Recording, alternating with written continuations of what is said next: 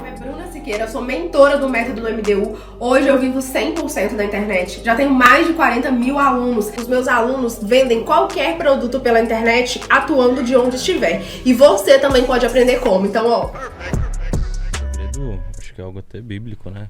Você tem que ser grato pelo que você tem. É exatamente isso que eu ia falar. Mas você não pode se contentar com pouco. Porque, querendo ou não, todo mundo sabe, em vários episódios a gente sempre falou, o mundo é desigual, o mundo é injusto e a gente não escolhe onde nasce. Tem que ser grato, isso fez você chegar até onde você chegou, mas para você ir pro próximo nível, você tem que ser grato e não ficar contente com isso, conformado, buscar melhorar. E a melhora, ela vem você ajudando as pessoas, resolvendo problemas, tudo consequência, né? No final, as pessoas às vezes, infelizmente no Brasil, têm uma repulsa por dinheiro, por riqueza, uma falsa ideia de que isso é algo ruim. Só que as pessoas querem isso. E não tem como você ter algo que você repudia. Exatamente. É impossível. É uma questão de... Até uma mudança de mentalidade, né? Eu acho que todo mundo aqui, né, se esforça, né, para tentar propagar ideias para combater isso. E 2 hábitos da prosperidade que são muito simples e que não são tão simples de serem aplicados no dia a dia, né? Um deles é a gratidão, você ser grato por tudo que você tem, mesmo as pequenas coisas. E o segundo, você ficar feliz e torcer pelo sucesso dos outros. Boa.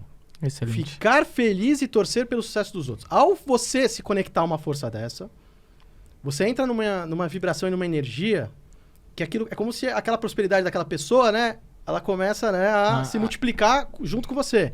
E então, até é um exercício, né? Durante uma semana, o pessoal que está nos assistindo aqui, faça esse exercício.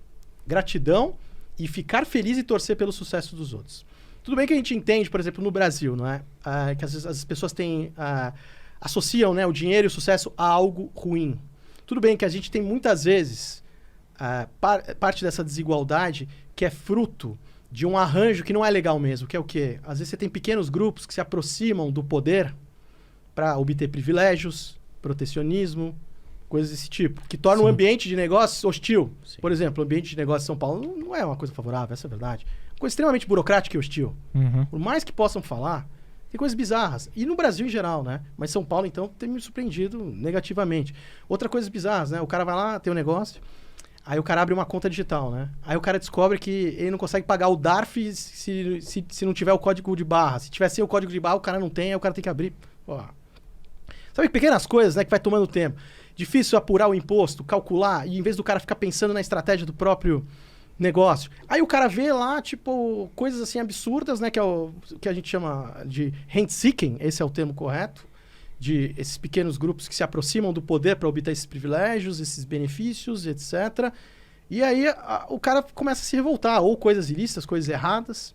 Só que no mundo livre, mundo aquele que você tem livre iniciativa, que você tem sua liberdade individual garantida, e nem vai mexer com a sua propriedade privada, no mundo livre, não tem ideologia, não tem nada. No mundo livre, quem enriquece?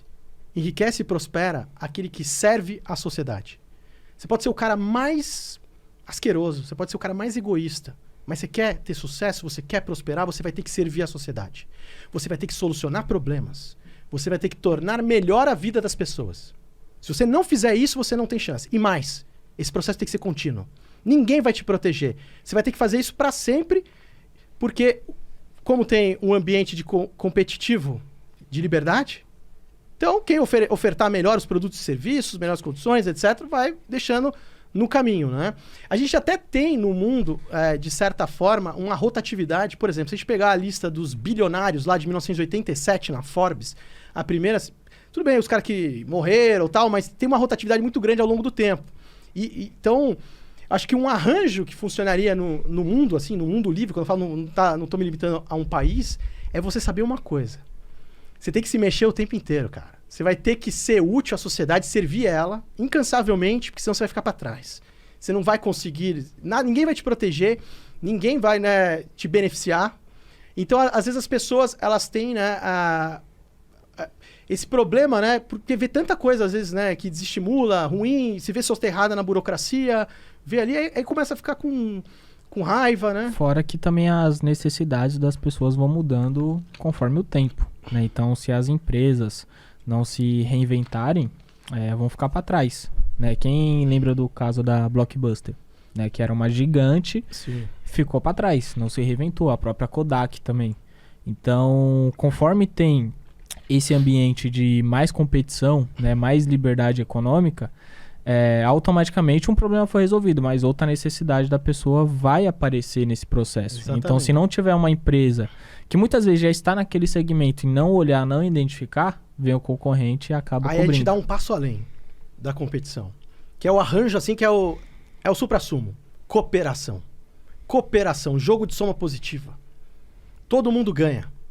Então, você tem, né, um ambiente, né, de cooperação. Por exemplo, como eu disse, né, para você, investimentos e economia, você tem que aplicar vários ramos do conhecimento. Essa é a verdade. Por exemplo, para estudar criptomoedas, eu tenho que estudar no ramo da matemática a teoria dos jogos. Eu tenho que estudar, por exemplo, biologia. Eu estava lá estudando coisas de evolução.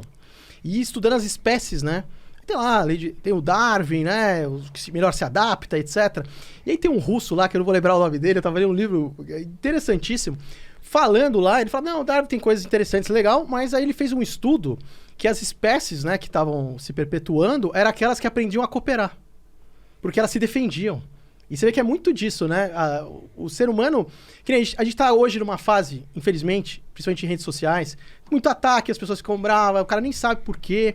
E, pô, às vezes fico chateado, falo, pô, como é que o cara tá dando um esculacho nessa pessoa? Às vezes o filho do cara segue o cara, a mulher, pô, entrando numa confusão, o cara meio nem sabe, tá no modo piloto automático, né? Por que não, né? Imagina se tivesse um arranjo de cooperação. Então, por exemplo, na economia... os países que prosperam mais ou prosperaram mais são os países que conseguiram ter um arranjo de cooperação, que é o quê? É formar uma grande rede de que tem cooperação entre pessoas, empresas e o próprio governo não atrapalhando, né? Que já coopera muito. Já tá bom. Mas qual que é a cola dessa rede? Qual que é a cola? A cola dessa rede é confiança. Você tem que confiar.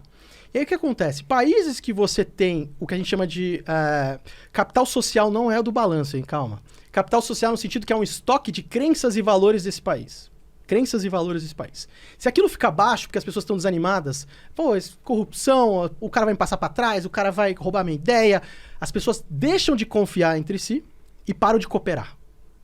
E aí você entra num jogo de foice no escuro e você não tem como formar. Por quê?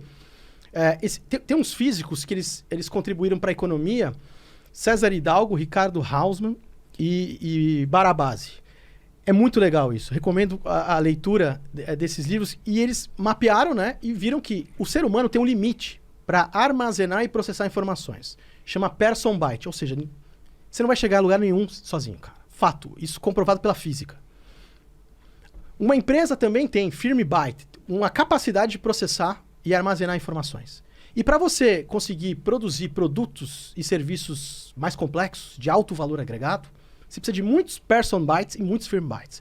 Que quer dizer o quê? Que você tem que formar uma grande rede de cooperação. Por que as empresas, tipo Apple, Google, fazem tantas aquisições? Porque eles estão formando uma grande rede. Uma grande rede. Aqui, por exemplo, né, que a gente está nos estúdios do Flow. Sim. É um hub, né? O que está sendo armazenado nesse hub, né?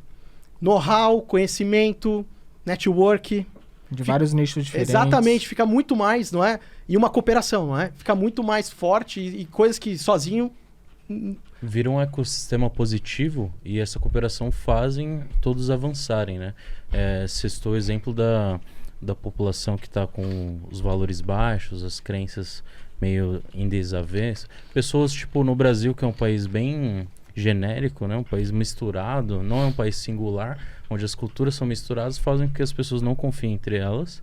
Elas veem exemplos ruins na política, Sim. em algumas empresas, e fazem com que todo mundo esteja sempre aqui, ó, armado para tentar, para não morrer, mas também para derrubar alguém. E isso é totalmente errado, porque eu acho que o Favelado Investidor hoje só cresceu porque a gente ajuda as pessoas, que a gente se uniu, os person bytes, para melhorar cada um com a sua capacidade, cada um com a sua habilidade, e assim solucionar esses problemas. E cada pessoa que foi sendo ajudada, que manda um direct, manda um depoimento, a gente vê a gratidão delas e elas compartilham o conhecimento delas para outras pessoas. E aí é um ciclo virtuoso, né? E isso que é importante, mas infelizmente hoje muitas pessoas querem chegar ao topo sozinho, mas tem alguns que até chegam perto, mas caem, porque não é assim que funciona o mundo, né?